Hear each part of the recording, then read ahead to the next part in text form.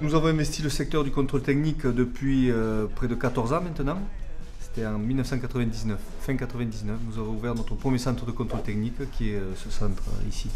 La profession a une très mauvaise image par rapport aux consommateurs.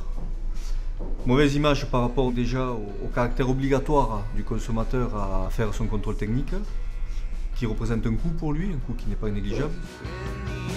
Pour le tarif moyen, je crois qu'en région toulousaine, on n'est pas forcément dans les plus élevés. On se situe dans les 65-70 € au prix de la prestation technique à peu près. Quand même 65 €, c'est pas donné quoi. Après les tarifs, je pense que c'est raisonnable. Hein, Raisonnable, ouais. parce que c'est pour notre sécurité quand même. Le contrôle technique consiste à faire une vérification du véhicule sur certains points, puisque ce n'est pas une expertise, un moment bien précis. C'est-à-dire que le véhicule peut venir, on détecte certains points, et 6 mois après, on peut faire notre contrôle technique qui n'aura pas forcément les mêmes défauts que l'on a trouvé lors du premier.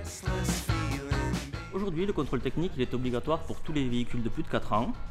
Ensuite, c'est tous les 2 ans pour les véhicules particuliers. Il n'y a que les utilitaires qui sont obligés de revenir tous les ans pour la visite complémentaire, intermédiaire entre les 2 visites complètes.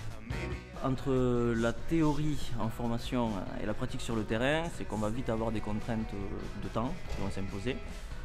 Et des fois, les contraintes de temps ne sont pas toujours en adéquation avec ce que nous demanderait, nous imposerait la réglementation. En formation, on fait un contrôle en 45-50 minutes, alors qu'une fois qu'on est sur le terrain, on doit le faire en moyenne en 30 minutes.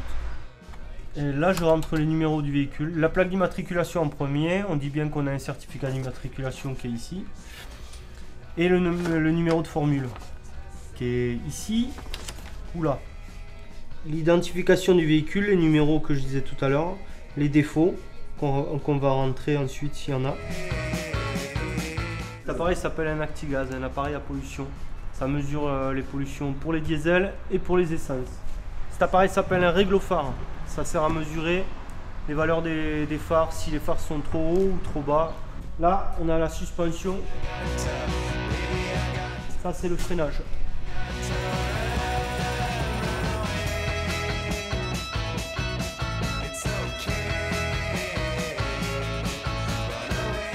On doit faire 70 000 contrôles, allez, on doit avoir peut-être 5-6 litiges dans l'année, donc 4 ou 5 qui sont règlés à l'amiable, et peut-être un qui part en judiciaire, et bon, on n'est même pas mis souvent en cause. À partir du moment où la sécurité est mise en jeu, on ne peut pas se permettre de faire n'importe quoi.